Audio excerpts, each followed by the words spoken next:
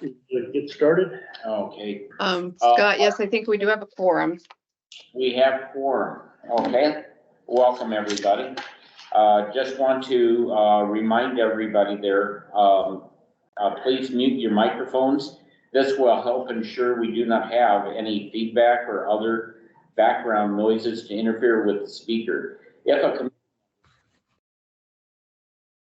raise your hand, remember to lower your hand once your question has been addressed.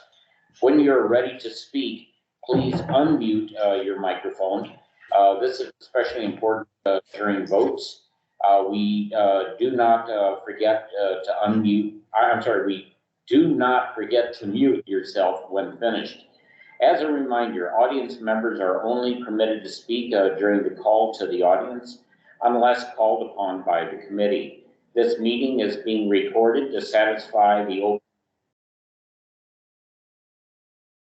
And this is the Regional Wastewater Reclamation Advisory Committee meeting 2023.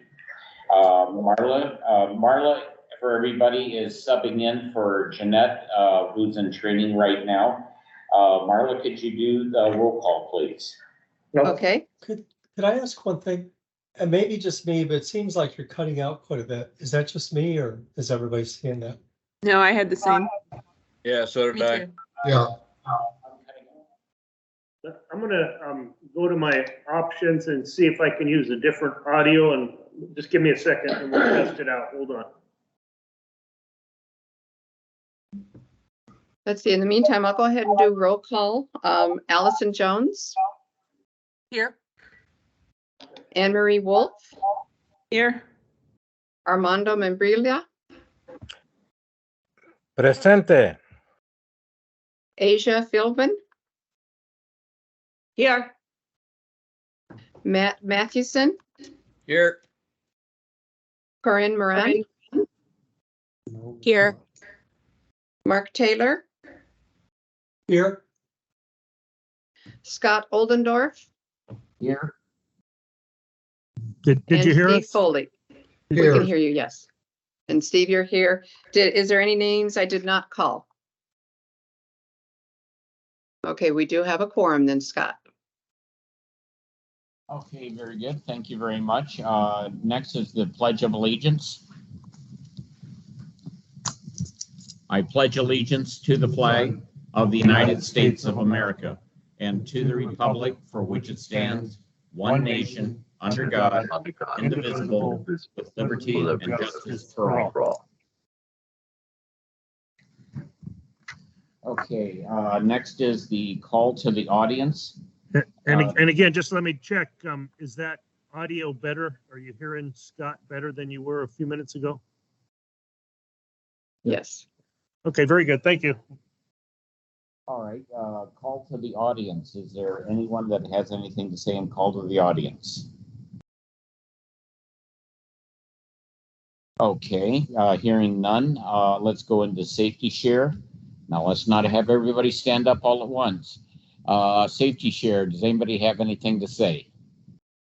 I'll just say, we do have rain. You got to watch out. Oil gets permeated into the asphalt and comes up during the rain, and sometimes stopping distances are a little longer than we anticipate. So I'm the worst one to say it. Don't rush. Anybody else have a safety share?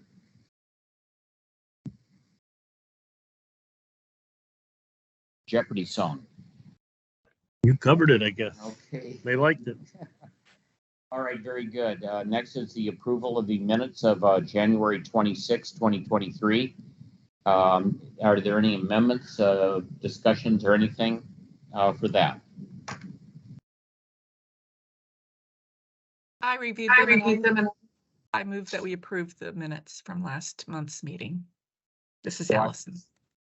Do I have a second? Second. All in favor, say aye. Aye. Aye. Aye. Any noes? Any abstains? Okay, the meeting minutes of January 26, 2023 are so moved. Next is the Sonoran Institute Living River Report with Claire Zugmeyer. Did I pronounce that correct, ma'am? All right, very good. So it is all yours. Thank you. Morning, everyone. Thank you so much for having me here to give you guys an update on the Living River project, and let's see if I can talk and share my screen at the same time. Get this going. All right, can you guys see it? Hopefully. Yep, you can see it. Oh, thank you. Again, thank you so much for having me here today, and just wanted to give you guys an update on the Living River project. And for those of you that are not familiar with Sonoran Institute, we are a conservation nonprofit. We work to connect people to the natural resources that nourish and sustain us. And here in Tucson, where we're founded, we've been working along the Santa Cruz River and in the watershed since 1990. And our mission, or our vision of the river is whether it's dry at the surface or flowing just right underneath, you know, this river is still a living river. And so from Mexico to Marana, we have a vision of a living, flowing river, and it's the foundation of our community's health and prosperity. And for the last 10 years or so, since 2012, we have been partnering on the Living River project, and thought I would share with you this lovely flower Venn diagram that Eleonora de Maria at Pima County Flood Control put together. It's really nicely displays the project and the team. So we have three main components of this project. We of course have the Regional Wastewater Reclamation Department, who's doing a huge part in producing this high quality water that is released into the river, and helping us reap so many benefits from that. And then we have restoration and management component, which includes monitoring of conditions, which now makes me realize you guys should be listed on that side too, because you do all this great water quality monitoring in the river. It's hard to, to put us each into specific boxes, or petals. But largely flood control district with its management plan, and the Office of Sustainability and Conservation, Sonoran Institute, we're all helping collect data, Tucson Water. And then we have outreach, which of course we're all kind of involved in, but in terms of the Living River project, we have Natural Resources, Parks and Recreation, Pima County, that is doing a lot of youth and adult outreach as part of this project, Sonoran Institute, and Tucson Water. So just a quick reminder of the Santa Cruz River watershed. Starts in the San Rafael Valley, flows into Mexico, and then flows north through Tucson. And Sonoran Institute has a Living River effort down near Nogales as well. But what I'm going to talk to you guys about today in the Living River project is largely this part of the river. So from downstream of the Agua Nueva and Tres Rios facilities to Trico Road, and then since 2019, or the 2020 water year report, 2 reports ago, we've been including conditions in the Heritage Reach downtown. So how is the river doing? What are we seeing since our latest report, which was focused on the 2021 water year and released just last fall? Well, we have this consistent water being supplied to the river thanks to our wonderful reclamation facilities. And just to have a comparison of the amount of water going into the river compared to the Nogales International Wastewater Treatment Plant. And we have a lot of water in Nogales, but way more water coming out in the Tucson area. And this is the average for the last since 2012 or so. We also get water in the river when we have our big storms, which are largely in the monsoon, and the 2021 monsoon was no joke. We had lots of rain and lots of flooding, which was great to see so much regular water into the river. I remember I live fairly close to the Heritage Reach, and it seemed like every time I went down there, the water or the river was flowing bank to bank and throughout much of the monsoon. So that brings lots of changes. In the Heritage Reach, we actually, before the monsoon, had about 1.5 miles of flow on average. And after the monsoon floods came and scoured the riverbed, which helps increase recharge, the average flow extent went down to only 0.5 mile. And even with adding, twice the amount of water, and it just wasn't making it as far. And that's really great for our recharge efforts because we're trying to get water into the aquifer. Though for people that got used to seeing 1.5 miles of flow was a little shocking. So Tucson Water really wanted to help people start understanding that message. So we highlighted that in the report.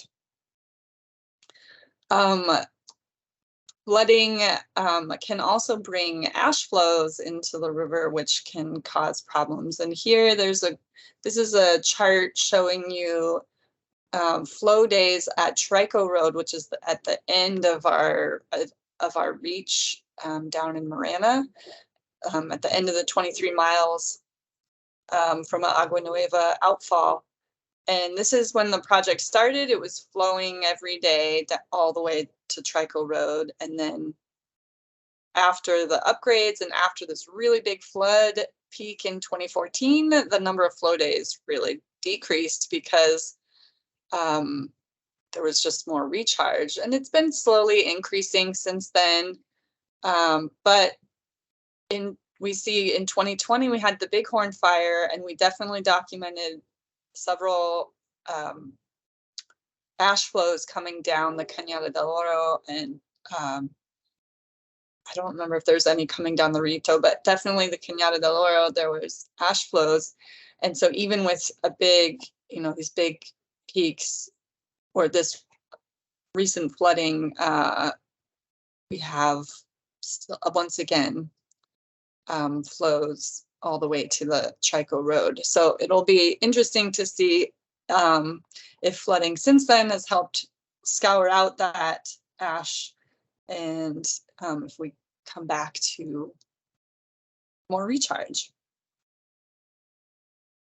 But as I mentioned before, this high quality water going into the river is supporting a lot of aquatic life. We have a lot of fish in the river, which is really great. The ones in yellow are the native fish, and then we have lots of non-native fish, but still great to see fish surviving in the water and doing their thing. Just to note that all of these are not found every year during our fish survey, but this is the max number of species that we've been finding so far. And our annual fish survey is in November.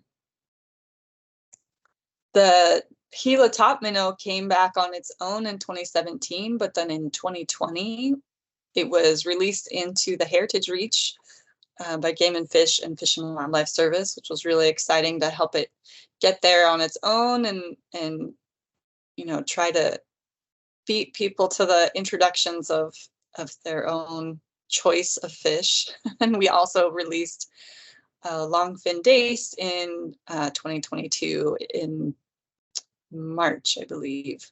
So while we're trying to get recharge in the heritage area, there's also opportunities for wildlife habitat, and trying to bring back these native fish that had been present in the river is really, really exciting. And so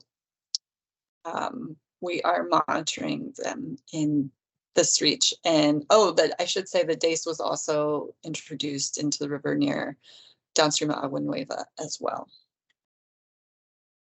What else? So we have also continued increased aquatic invertebrate diversity. Before the upgrade, we had 5 different macroinvertebrate taxa that were found in the river. And since then, every year is a little variable, but definitely a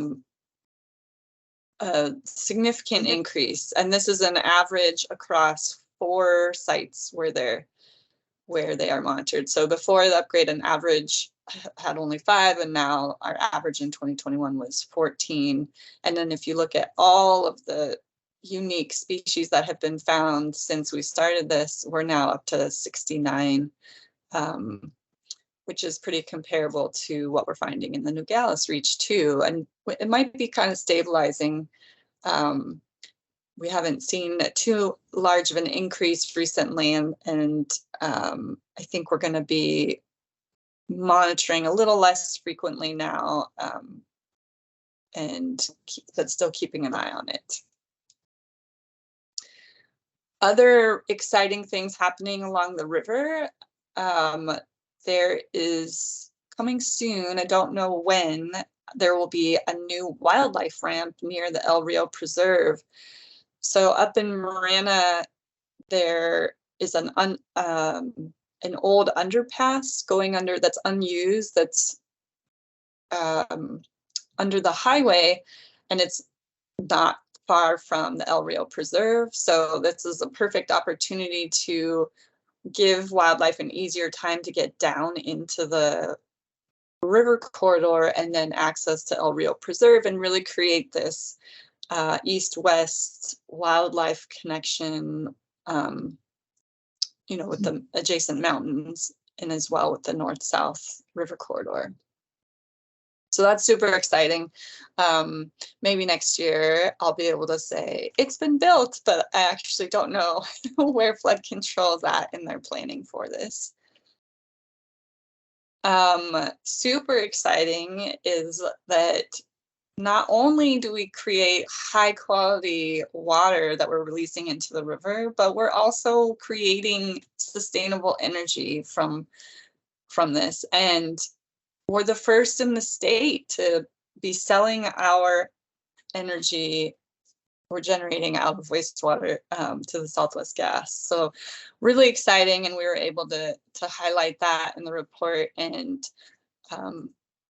we'll just continue to toot that horn because it's really exciting. Trash. Well, trash has long been identified by many folks as a problem along the river, and what are we doing about it? We're cleaning it up. I know wastewater has a cleanup in a few weeks, hoping to make it finally to that one to help you guys with your annual effort. But we've had lots of cleanups along the river, and in 2021 alone, we had almost 1,500 volunteers that pulled out a lot of trash, 55-gallon bags of trash. But Sonora Institute is also studying it. So we've categorized trash with 150 transects going to the trash piles and just seeing, what's there to start understanding. And now our trash study with some interns, Earth Grant interns from the U of A, is being more scientific, where we're doing a randomized design to do some hotspot mapping and try to estimate the overall trash load. And all this is hoping to support efforts to try and mitigate the trash and maybe try to catch it before it gets downstream into the river. And maybe there's opportunities to put in some trash collecting devices. What we're largely finding is food packaging, but there's really a lot of variability, but food packaging is the #1, as you can see in this pie chart. And we are regularly encouraging people to help pick up trash and to post about it using the hashtag #NotInMyRiver. So we're highlighting all this information in our report series, and our latest one is here. Hopefully you guys have seen it, but happy to get you a hard copy if you would like a hard copy and don't have one yet. We have a Spanish version of the report as well, which is really exciting. For the last 2 years, we've had that thanks to Tucson Water providing the translation. We even had a few copies of the Spanish one printed. So if anyone needs any copies of the Spanish version, just let me know. So our diverse outreach is comprised of youth and adult programs that the Pima County Natural Resources Parks and Recreation leads. The Living River of Words program is really amazing. I actually got to join one of these trips because my daughter got to participate, and they take youth to the river or to Mission Garden. In this case, I think this is my daughter right there. They get to learn about water and the life that it brings and the different water quality parameters and all sorts of great things. And then they work with local artists to create an art project, oftentimes painting or collage or something. But they can choose poetry and they can choose photography as well. And this goes into a contest and a traveling art exhibit all around the county, and everyone really loves it. We highlight the art in the Living River report. But they also have a lot of adult programs too. So I highly encourage you to check out the Natural Resources website with all their great bird walks, mindfulness, all sorts of things. We also have our annual Dragonfly Day on the Santa Cruz. This year it's going to be September 30th. So this we host this around the time the report comes out, and it's just a really fun way to get people out and focused on the colorful dragonflies that have been increasing since the improvements of the water quality in the river. And we do this in partnership with lots of folks, and it's every year we come up with new ways to get people engaged about the river and about dragonflies, and it's a lot of fun. And just on Saturday, we have our trash cleanup that Sonoran Institute is putting on, and it's rodeo break. So I'm actually going to be going camping, and I'm really sad that I'm going to miss this one because there's an after party. So after you clean up, we have a sponsor with Dragon Brewing Company, and there's apparently going to be a fun party. So if you don't have anything to do Saturday, I encourage you to join us at the river. We also have Santa Cruz River Research Days, April 20th and 21. We're going back to an in-person format, but we're also keeping virtual. So it'll be a hybrid. So that'll be fun. We haven't had an in-person event since I think 2018. So really excited to do that. And this is the program from last year. The last few years we've been able to do a bilingual event, and we will be continuing that as well. So learn more at our website. You can find all the reports and events are posted on our website, and that is all. I have no idea if there is time for questions. Hopefully I didn't go too long. There we go. I'm happy to answer any questions if there are any. Thank you, Claire. And real quick before a question, just to announce the cleanup you referenced from our group here in Wastewater that we do every year here at the water campus on March 16th from 9 to noon, typically about a 3-hour effort. We have a roll off out there and a lot of people, give it a go, but we're always happy to have volunteers. If anybody wants to come out, feel free and meet us at the campus in the morning and have a little fun. Thank you very much, Claire. Appreciate that. Claire, you do have a question from Mark Taylor. Yeah, Mark. Hey, thank you, Claire. That's great. I always love listening to your the latest updates. So it's always great to see things getting better and better every year. One question I had is with the flows coming out of Heritage. I don't believe they reach, Agua Nueva flows, but is there a how do you say, what's your perspective from Sonoran Institute? Should they be connected? Does it help things when they're connected? Is that a big deal that they connect or not connect? Well, you could answer that in a variety of ways. I mean, I myself would love to see it connected. I mean, I think from a cultural perspective, it would be, and the community perspective, it'd be great to have just this continuous ribbon. Ecologically, it doesn't necessarily have to be connected, but having a longer continuous stretch, there's more habitat available for the aquatic life. There's more places that provide homes for wildlife. I know that there's some challenges with having flows go all the way to Agua Nueva, largely around the landfill in the downtown area. That it's being very carefully managed so that if the groundwater comes up too close to the landfill, then we have to back off on flows. And lately, flows have been going a lot further north, and that's because there's the second outfall upstream at Irvington, where a lot more water is coming out, not from Agua Nueva, but from the Tucson Airport remediation project. And that's helping the flows go, I think, pretty regularly to to St. Mary's and sometimes even Speedway. Although, unfortunately, when my daughter in her class were walking from Davis to Mission Garden for their field trip, the river was dry at that time, and I was like, oh man. But I helped them try to connect the river to Mission Garden and just put that little seed in their mind.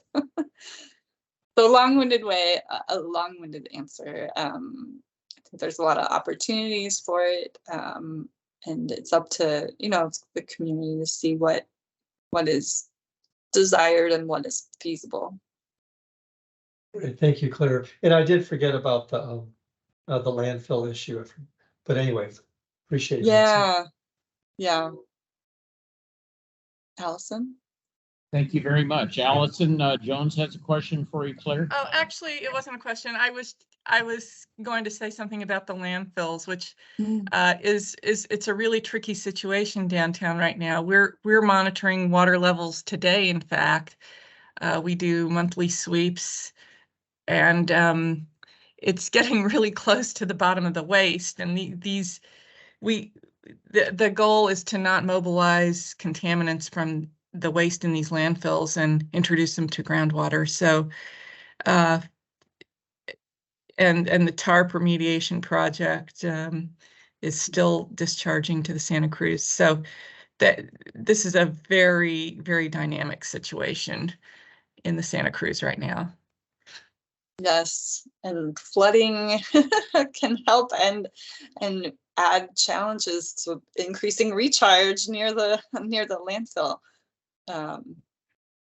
Sonoran Institute's following all that very closely. I didn't include it in the interest of time, but that area is one of the potential locations that we're exploring in urban wildlife refuge. And so there's a lot of interest in maintaining that landfill area as open space in the downtown area. And maybe it could be a part of a urban wildlife refuge, but it's still, just the fact that landfill is there still poses all these challenges to being a little less managed in terms of the water being released and recharged in the area. And maybe someday we'll be able to... and with decreased TARP pumping too, we've seen really quick rises in groundwater levels in this area. So again, it's complicated. Very good. Thank you very much, Claire and Allison. Are there any questions for Claire? Okay, Alice, Claire, thank you very, very much. That was very informative. And I'm going to try and join on the dragonfly if I can. Okay, next on the agenda is our L Supreme Commander, Jackson Jenkins. He's going to give us an update on what's going on at RWRD. Good morning, everyone. Thanks as always for joining us. Just a few quick items. I think we'll try and save as much time as possible to talk budget. But I did want to let you know that, you know, the biogas program, as wonderful as it is, and as many kudos, you know, that we have out there and positive publicity, you know, it's still not perfect. And one of the things when we built that facility in the contract, the project had to deliver or have a throughput capacity of 675 SCFM, standard cubic feet per minute. The best we've got so far is about 550. Does that sound about right, Jeff? About 550.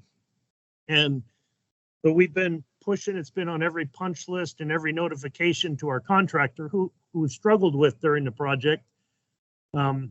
Anyway, here back in July of 22, July 15th of 22, our procurement group put the contractor on notice that they were in default of their contract for some other punch list items that weren't complete and that throughput criteria. And we told them they were in default and that on July 15th, when they got that letter, the contract expires on July 31st. So you got like a couple weeks to wrap up here. What's going on? So after the July discussion, we regrouped with them and met with them in August and said, look, what is it going to take for you to finish this work? And they said, we can finish the two other punch list items, a list of punch list items and the throughput by October 1st of 22. And so Jeff Pravazzo over here, my deputy for the treatment division, he said, heck, let's give them till the 31st of October just to be sure. So we modified the contract to extend it to the 31st of October. And fortunately, they did take care of the two other punch list items, but they never were able to get the throughput to address that item. And so we've been hemming and hawing with them since that time, had additional letters and discussions. And finally, in November, you know, was probably the last significant discussion. And, you know, and we brought up some concern with the membranes. What is there, 36 membranes in that system? I think 36. And when we were doing part of a regular PM over there, one of the filter systems is carbon filters that remove oils and stuff before it goes through the membranes. And when we opened up, I think it was the third one in the series, it didn't have any carbon in it, even though on the project it was checked off that it was filled and signed off by the manufacturer's rep. And so we kind of felt during one of the shutdowns and looking into it, we thought, well, maybe some oil has got into the membranes and potentially has damaged some of the membranes. So we took time to pull a couple of membranes out in the different stages and sent them out for evaluation. And sure enough, they came back with a report that they were 30% fouled. So instead of 100% capability, they were about 70% capability. So, you know, we added that, you know, that's part of the problem, but hey, October 31st has came and went, and we basically have said enough is enough, and we notified the surety that, hey, we're done playing here. You guys need to step in and do what you want to fix the project because you're on the hook as the surety for this effort. And we're in those discussions with the surety now. We did get just here maybe a week ago, we got a response from Ashton, the contractor, saying, well, in order to hit 675, there are 8 membranes on the market available right now. We could pick those up and bring them down and put them in the we have room for expansion in our project. And so they want to put those additional membranes in the slots for expansion to what they believe will allow us to get to 675. Then they also said, or we could wait many months because of the lead time to replace the majority of the filter or the membranes with new ones. That will take quite a few months just to get those in for the number that we need. And so we haven't responded to them, but we told the surety, hey, we're done. What would be fine if they want to put 8 of them in there to show us that the thing can do 675, but we want new membranes because the majority of them are already fouled and it's only been in service for 1.5 years. And we're supposed to get a 10-year life out of those membranes. So you can draw a curve. It doesn't look very, very good for the long term of the project. Plus, we want to keep those open slots available long term because that's our expansion capability if we want to increase throughput as gas levels increase. Anyway, just to let you know, everything's been fine. We just took it down for a big maintenance, and we actually have people on site today, or was it yesterday, to put in. We got the old membranes that were being tested at the lab. We got those back. They're going to put those back in. But we're working through the surety right now to let them know what we want to do and whether it's still with Ashton or with not. But a wonderful project, and I don't want to blemish it whatsoever, but we've just struggled getting the contractor to do everything they need it to do. And the throughput is the last remaining item, but we've been playing around with them for so long. Our warranty is almost up, and we also have lost revenue. We could have been running 675 all this time, and we've only been running, 550 or whatever. So there's a lot of issues we're still taking up with the surety, and we'll see where it goes. But I just thought that's a good update for you. At any rate, with the membranes going back in and a replacement pump for a part of our system, it should be back online. It's been down for what, maybe 2 weeks or a week, and about a week. So anyway, we'll get it back going, and it's a good revenue stream, and it's a wonderful program to make that renewable energy source, but we're not out of the woods yet. So FYI.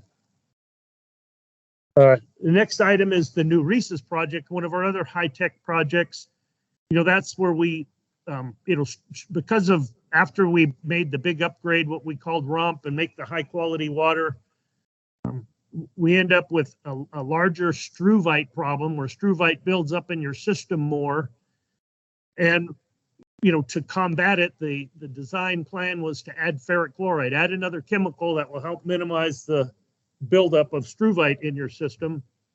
But ferric chloride, is expensive. It's one of the chemical that's gone up the most with inflation, and it's corrosive on your system in other parts. So it resolves one problem, but it makes you have concern for maintenance in other areas. So we invested into RESIS, and that's also been a very positive project and working well for the most part.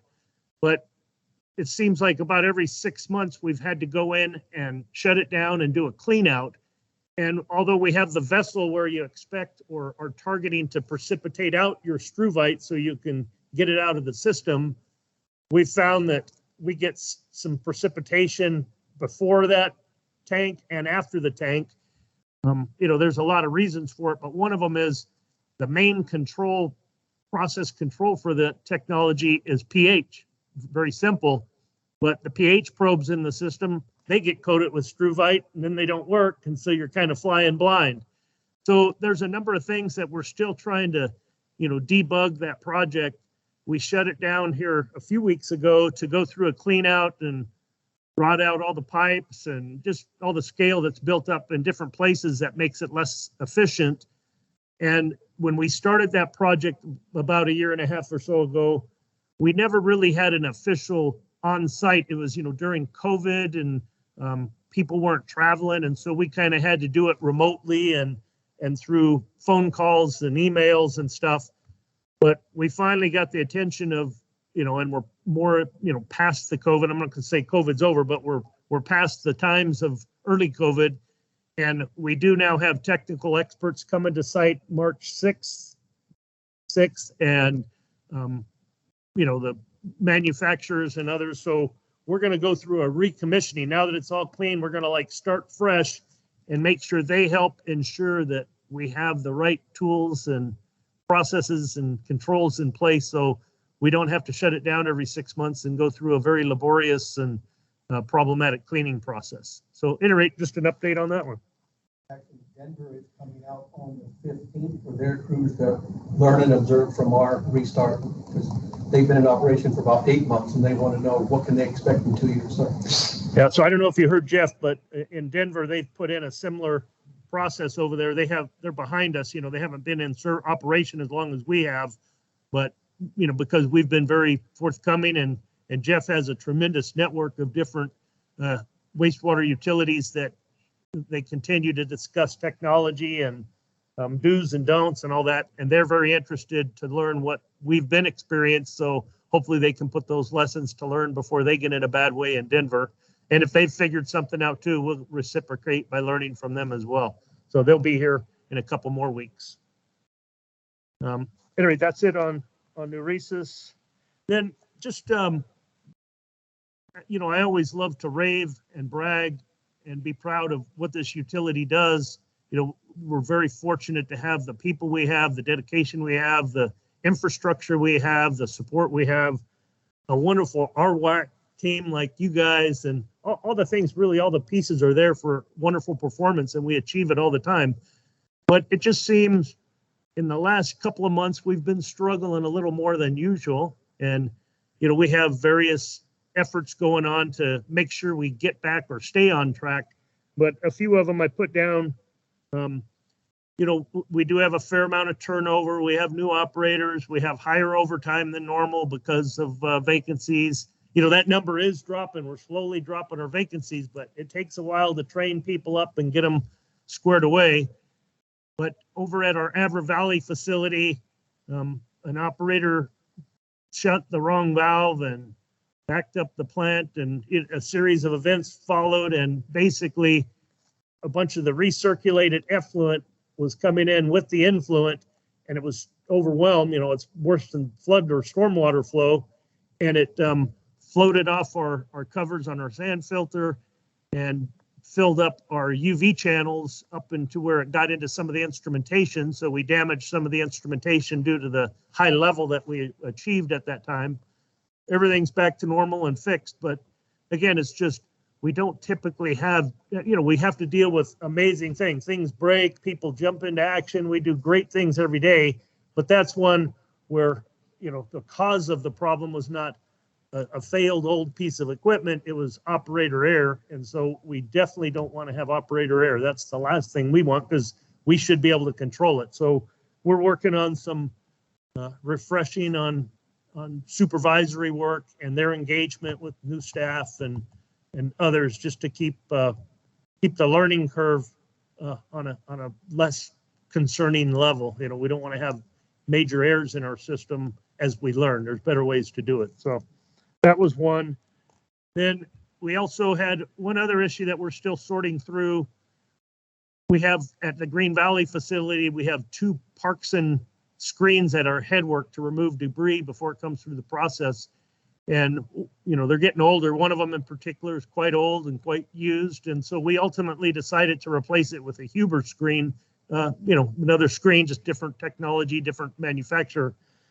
And what's been put in appears to be undersized. So we're going through trying to figure out, why do we have an undersized screen? We would like each line, they work together and that's great, but whenever you have to shut one down to do maintenance, the other one needs to be able to handle a full load, including peak stormwater flow. And the new one doesn't appear that it will be able to do that. So we're going to have to figure out the best way to resolve that and make sure we don't end up with the wrong equipment in our process in the future, especially if we change from one type of equipment to another. It's simple to go replace existing equipment with a new same, but when you go to something else, there's always some nuances, and I don't think that was completely worked through. So we're working on that one. And then, we have daily maintenance meetings at our facilities. We have, tons of meetings, because we like to communicate. We like to make sure we're getting the most efficient. When we shut something down, we want to do as many things as we can, to keep our maintenance on top of things. But our electrical area of the facility, the work order backlog for electrical work is growing. And we do have high dollar contractors that we can use, but I'm finding we're not using them to the extent I thought we were using them. And not just because they're more expensive, but the way it works is they still need to have some cooperation internally from people.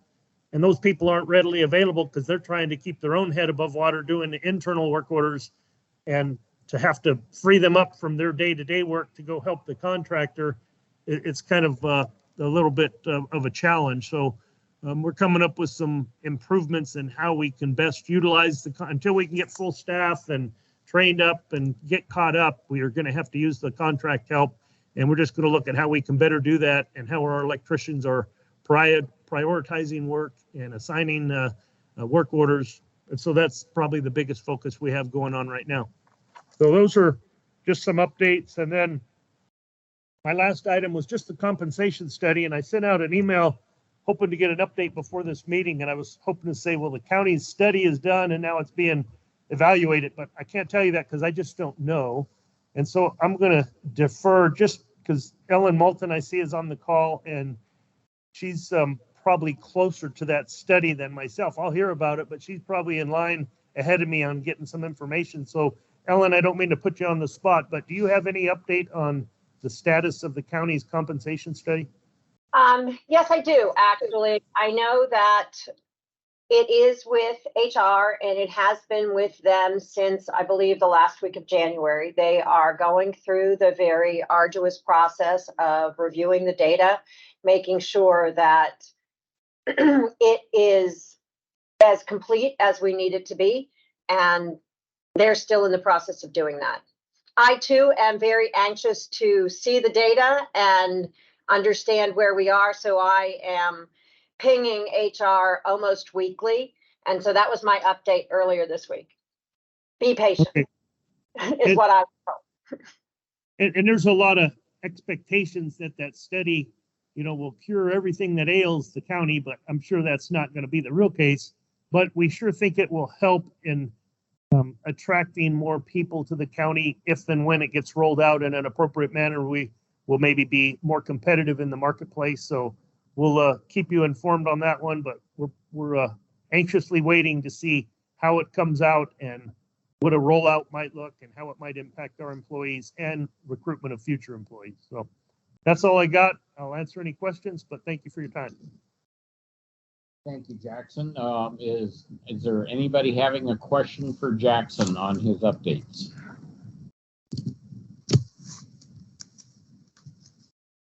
Okay, hearing none, we'll continue over to our RWRD proposed budget review. Ellen, you're still on the line here, so you're up next. Thank you. Thank you for inviting me here. I need to give you a little heads up. I have another meeting that was put on my calendar. I have to be at the sheriff's office at the bottom of the hour, so I am only going to be available for the next 20 minutes. So just setting the timelines and the parameters, because I tend to talk a lot. And if I start going off, you guys need to redirect me just to make sure that we get your questions answered. The first thing that I need to tell you is that we are still in the preliminary stages of budget. We are still trying to finalize the requested budget. What that means is that as part of the process, the departments put in their requests, they put in their supplementals. We in the finance department go through a balancing process to make sure that all of the departments have come in on their base budget. And then we do what is called the benefits recalculation. As you all know, benefits are made up of a plethora of rates from various and sundry people. We have retirement rates. We have new medical and dental rates. We don't run that recalc until all of the base budgets have been reconciled.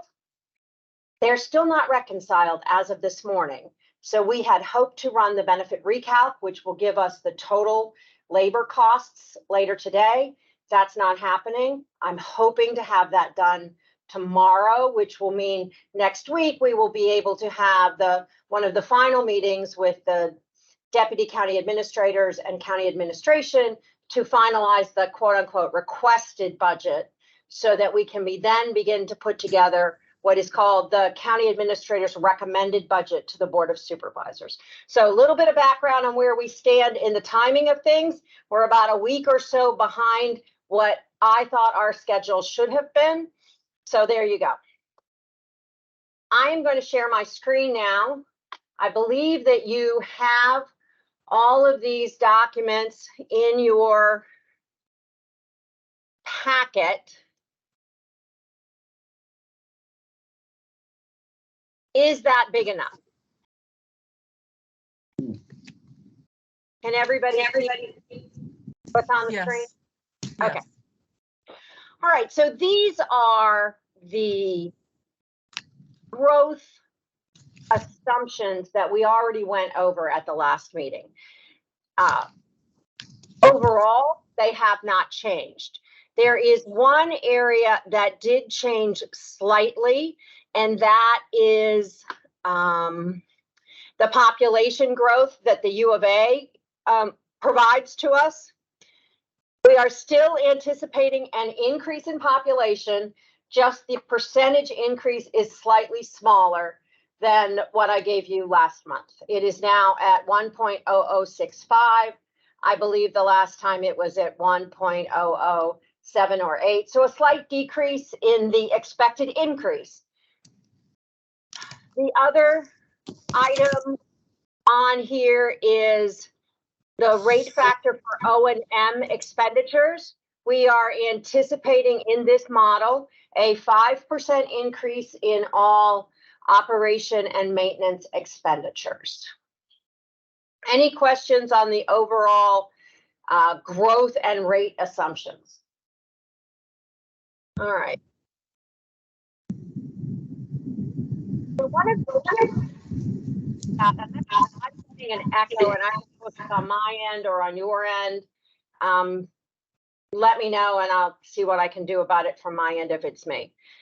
This next slide represents our unrestricted cash balances going out through 2027, as well as the rating agency ratios given our current assumptions. You can see that the rating agency ratio is well above the 1.3 that is our floor going out several years.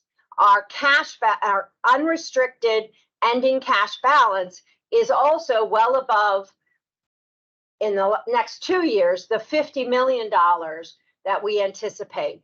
This unrestricted ending cash balance does not include the 2 restricted cash balances. So this is in addition to the 20 million emergency reserve and the 20 million other reserve that we have.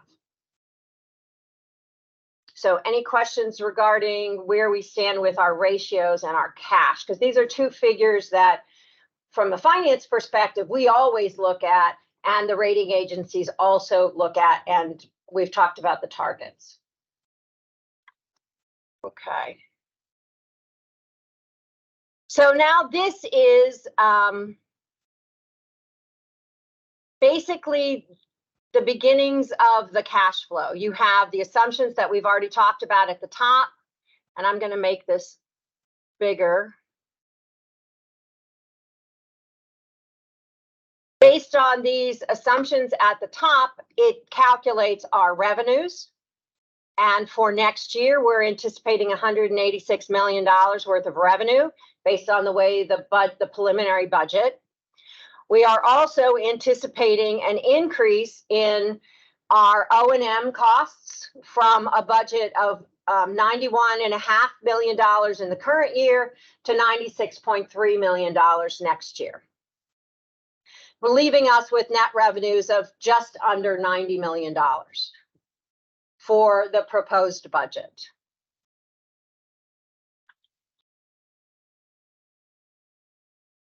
As we scroll down to the bottom, you can see that this is our unrestricted cash reserves again, 59 million. We have CIP projects slated for 54 million, higher than what was, historically we had been in the $40 to $45 million range, I believe was what the target was, but we're running about 55 plus million. In the furthest year out, you can see that that increases to 80 million. And I believe that's the Sarita project. Did I get that right, Jackson? Correct. That's when we're showing starting the Sarita effort, the investment in a new regional facility. And that's in a very foggy crystal ball, but we thought it was appropriate to start showing it at that time. But it very easily could get moved out further. And it's possible it could get moved forward sooner, but we're starting to have more detailed conversations with the town of Sarita and the other stakeholders. So.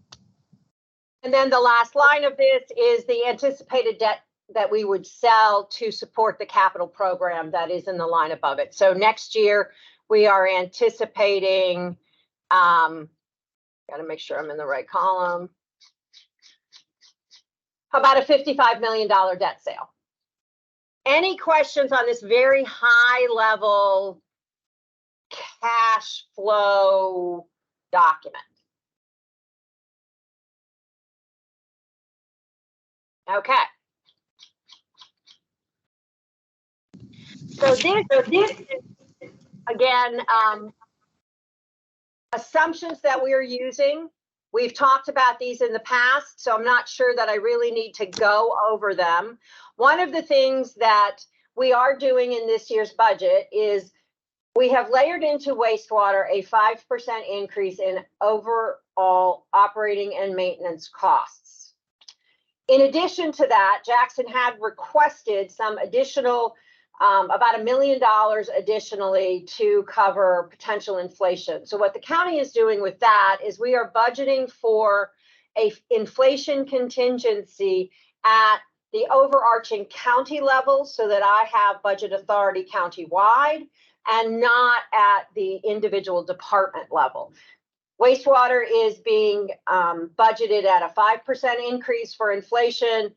Jackson had, as I said, indicated he believes that he needs an additional $1 million. I am putting that up in the contingency for county as a whole. And if it turns out that we need that in wastewater, we have existing processes that facilitate us moving budget authority from one department to another. So we've got that covered. I know that I went through this really quickly. Any questions?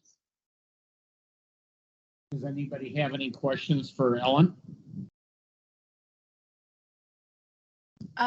This is Allison. I do, Ellen. Sure. Assuming you guys can get ahead of some of your vacancies and stop paying outside contractors, would that reduce the O&M costs? No, actually, I think it might increase the O&M costs depending on how we can eliminate those vacancies. One of the strategies that we're using to eliminate vacancies in the county is there is a very large initiative within the county to make Pima County an employer of choice. So one of the we are looking at several things, and I am not the best person to describe all of these, but I can give you the laundry list of the ones that I know about. We are actively looking at all of our benefits to determine can we make changes to our benefit structure that would entice more people to come work for the county. Part of that is an increase in our vacation and sick accruals. The board just recently passed changes to those which front-loaded 40 hours of sick time, or no, it's 40 hours of vacation to all new employees to be used whenever. Previous to that, you had to be here. It was either 6 months or a year before you could use your vacation time. So that was one thing. The other thing is we are looking at enhancing our overall medical, dental package to the county. We are always looking at trying to improve that. We believe that the county has a very robust benefits package. The third thing that we're doing is this class and comp study. We are actively looking at our salaries structurally inadequate. If you talk to any department directors, me being one of them, I have 40 vacant positions. I have a 25% vacancy rate, which is completely untenable. And yet that is the staff that I have to do the job that I need to get done. And I am not alone in that. Jackson talks about what he does for his for how he has to maintain his systems. We have the same issues going on in finance. And part of it is salary, but quite frankly, part of it is we're not finding qualified workers. So I don't know how we go about finding qualified workers if they're not in the marketplace. So HR has a whole team looking at how we are doing recruitment to see if we can do it in a different way, because doing the same old thing isn't getting us anywhere. So that is another process that we are looking at. One of the things that, quite frankly, we hear on the finance side a lot is you find somebody, you talk to them, you think they might be a good fit, and then you start talking to them about the benefits, and you tell them that right off the top, 12% of your pay is going into ASRS. And a lot of younger people say, well, thank you so much. I'm leaving now. And they don't understand the true benefit of having that retirement for when they get old like me. It is one of those things that it is truly an educational process that somewhere along the lines, somebody's mama did not sit down with a lot of these people and tell them the value of saving, and enforced saving is, a godsend when you think about it, So we are trying actively to, improve our employment situation by raising pay, increasing benefits. That has upward pressure on our operating costs. Does that mean that it is cheaper to have people than to have consultants? It depends. So that sort of comports with a boss of mine, what a boss of mine said once. He said, I'm more willing to commit to pay a consultant $100,000 to do this project one time than I am committed to paying an employee $70,000 a year for the next 20 years. And that's always the balance, I guess. And the balance is it a one-time project?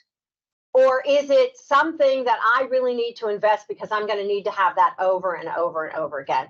And quite frankly, we're having this same discussion. The county is in the process of replacing its entire financial HR systems backbone. We are doing an ERP replacement. We have kickoff meetings starting next week.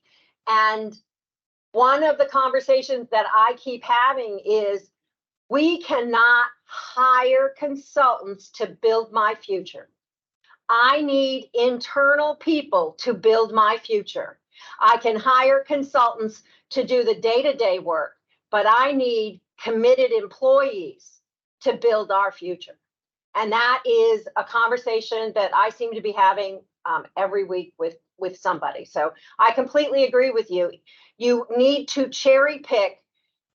Do you need that expertise over time, or do you need that expertise for now, one and done? And if it's one and done, you might be better served, hiring somebody, paying the piper, and moving on.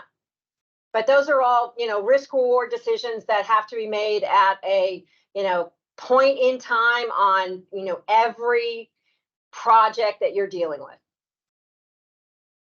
So you have me for 5 more minutes before I have to run to a parking garage. So is there anything else that I can answer?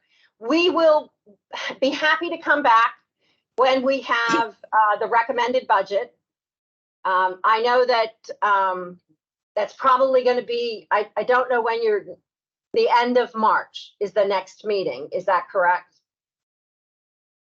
That is correct. The next meeting is March 23rd. And Ellen, Matt does have a question for you.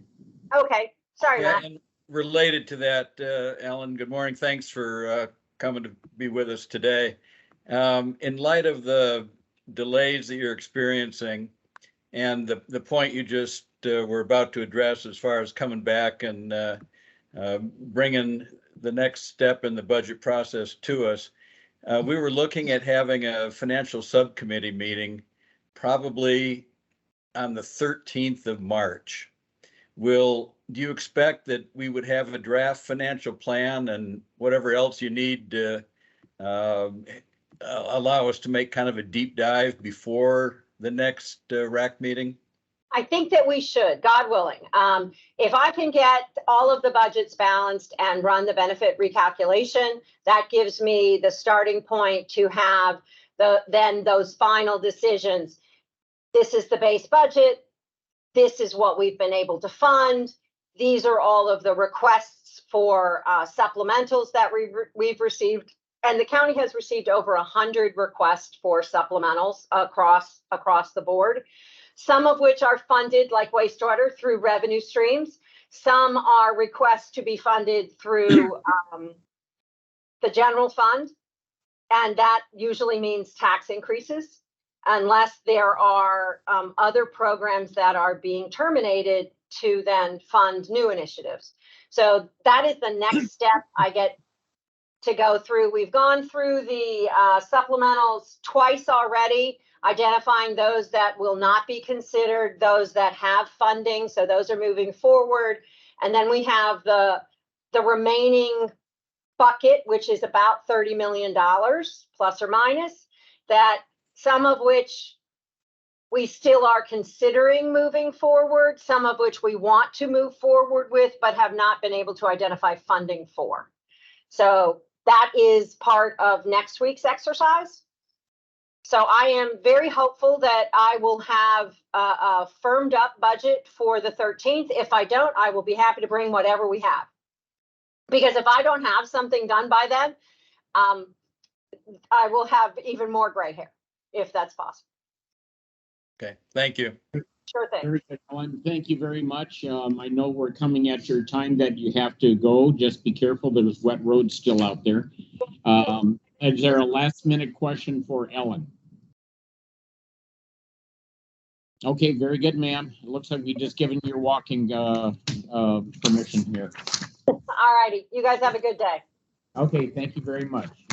Next on the agenda is going to be Matt with the Financial Subcommittee report. He already told us about the March 13th is our next meeting. Matt, go ahead.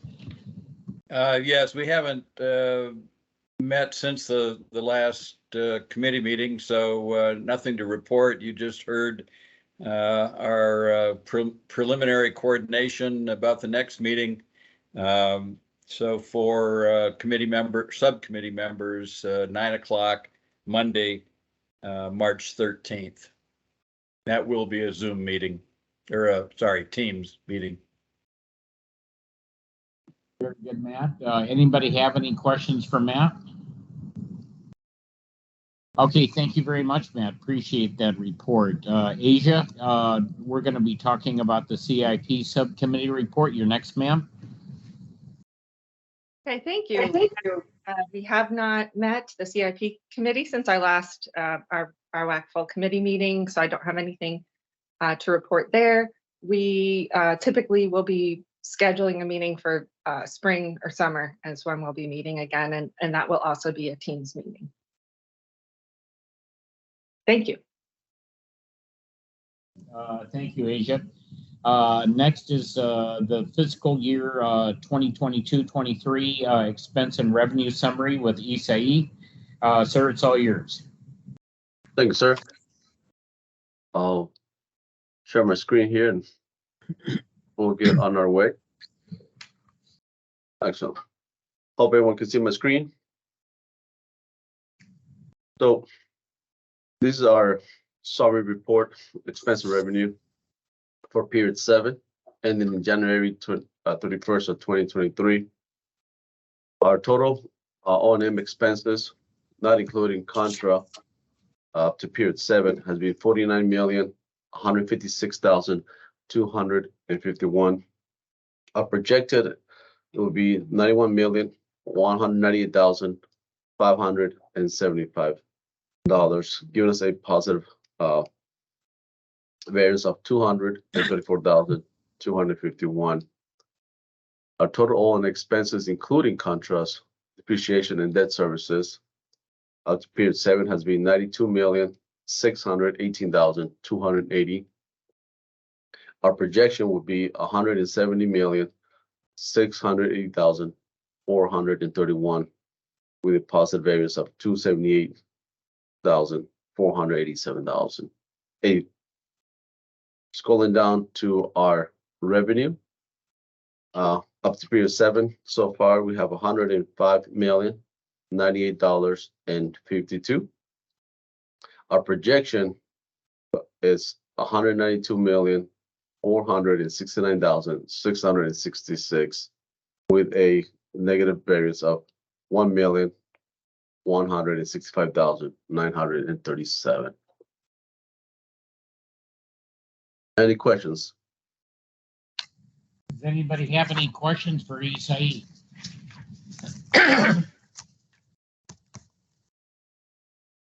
Okay, Thank you. Isai, I guess you got off easy today. Thank you very Thank much, you, sir. Next on the agenda is going to be the Citizens Water Advisory CWAC Committee with Allison Jones. Allison, it's all yours. Thank you. Thank you, everyone. CWAC met on February 1st, and John Kamik, the director, reported that on January 11th, new rate proposals were approved by mayor and council. There will be a 70 cent to $1 per CCF fee added for a Colorado River fee to bills.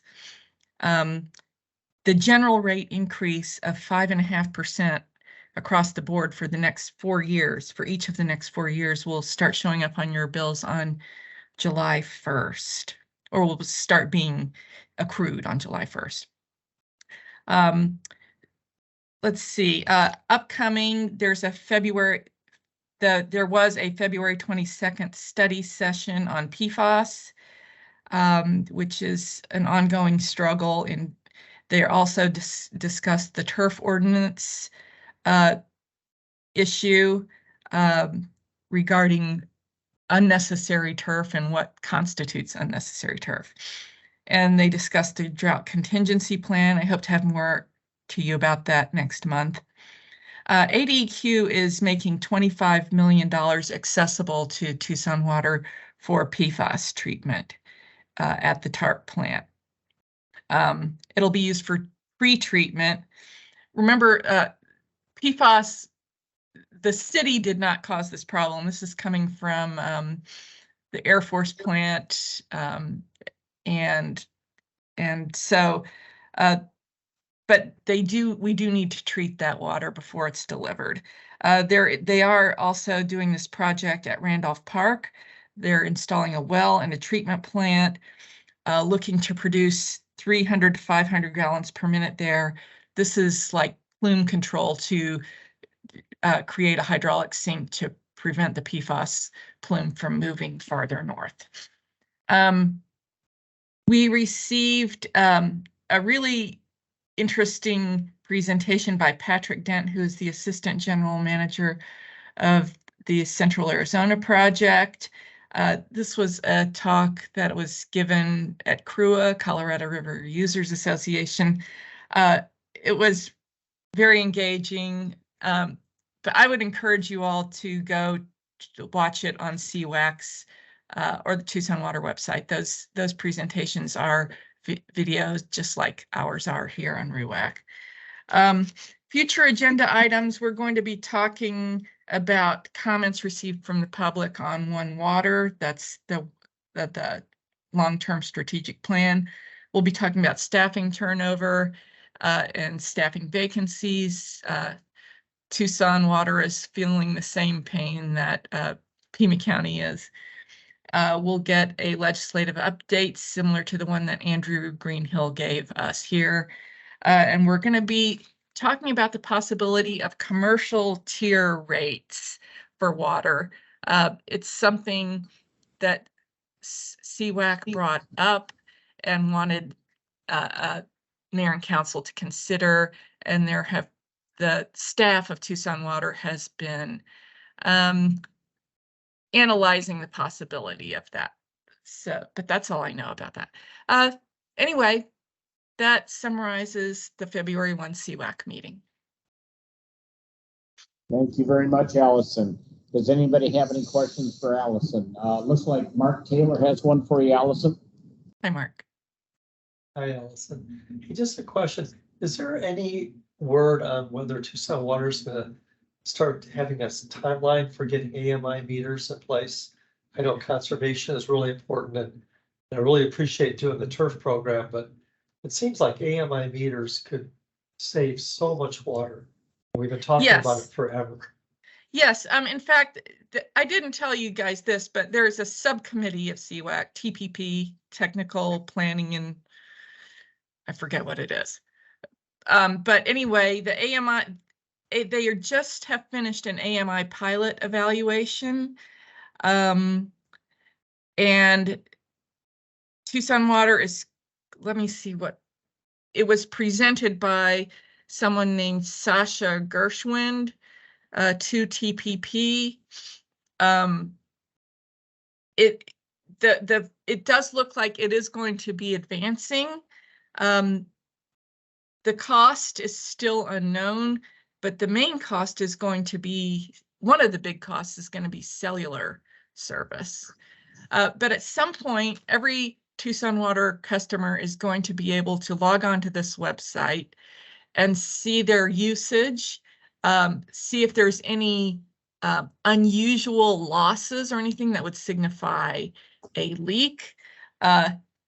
It does reduce the need for staff out in the field, so that's good. There's no longer the need to drive around.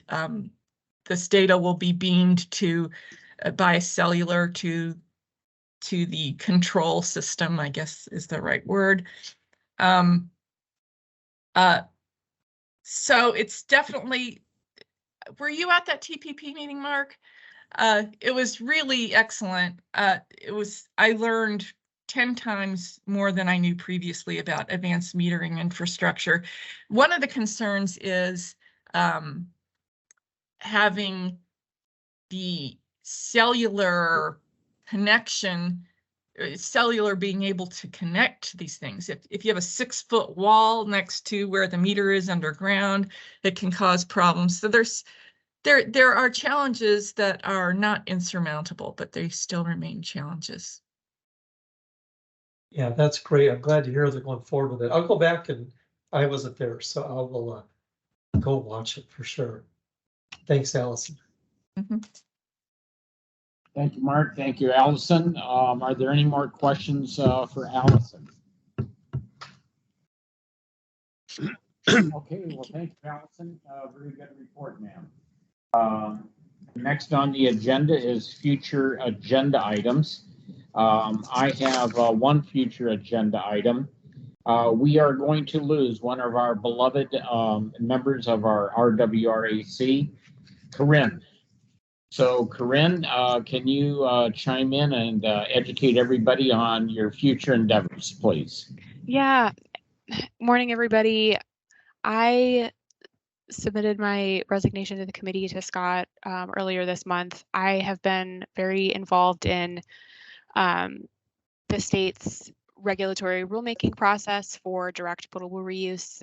The Arizona Department of Environmental Quality has convened a technical advisory group to help with the rulemaking process, and we're meeting about every week, and it's taking a lot of my time. So unfortunately, I need to prioritize that process, and I'm stepping down from the committee. It's been a really great opportunity to serve on this committee, and I'm so grateful for all that I've learned from my fellow committee members and the department. So I'm appointed to RWAC through the PEMA Association of Governments Environmental Planning and Advisory Committee, and so they will be appointing someone else to RWAC. And you said you were going to be hanging around for a little bit or something, or is it just this meeting? I plan on attending the March financial subcommittee meeting and the March RWAC committee, and then that will be my last meeting. Okay, very good. Well, we hope you find as good a replacement as you've been to us. So we appreciate. Yeah, thank you. I've sent a handful of names to PAG, and I've offered to help find a replacement. So. And Corinne, can you put a rumor to rest? We heard really ADQ is providing breakfast burros, and that's why you're switching alliances here? That is not true, Jackson. Just check. But it'd be a good reason to switch. It's hard to have breakfast burritos over Teams. Gonna Yeah. miss you, Corinne. Oh, We will. yeah, Even though it was I'm a really not gonna hard be here either, but decision. we're gonna miss you. Yeah, I wish I could do everything. Don't we all? Well, great. I'm glad we still have you around for another month. Okay, any other future agenda items from anybody? Okay, next on the agenda is call to the audience. Do we have any call to the audience comments? Okay, as they would say, if there's none of that, anybody have a motion to adjourn this meeting till next month? Okay, I guess we're going to stay here then. I move to adjourn the meeting. I'll second. Okay, all in favor, say aye. Aye. Aye. Bye. Any noes or abstains? Okay, so the next meeting is going to be on Thursday, March 23rd, 2023. Thank you, everyone out there. Please drive safe. It might be a little wet, so I don't know. Thank you all. Bye, everybody. Bye, everybody. Bye-bye. Corinne.